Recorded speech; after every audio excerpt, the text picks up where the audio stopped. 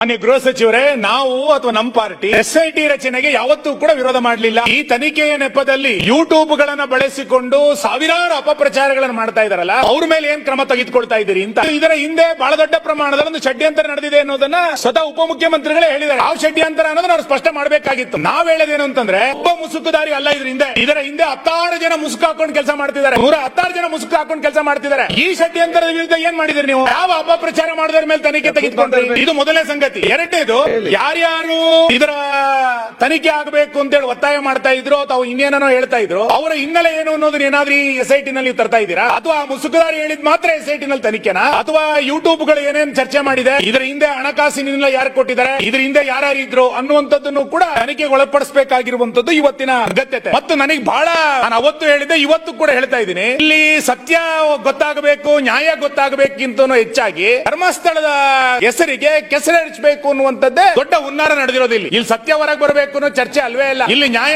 ಸರ್ಕಾರದ ಉದ್ದೇಶನೂ ಕೂಡ ಅದೇ. ನಮ್ಮೂರ್ ಎಕ್ಸ್‌ಪ್ರೆಸ್, ನಿಮ್ಮ ಸುದ್ದಿಯ ಜೊತೆಗಾರ.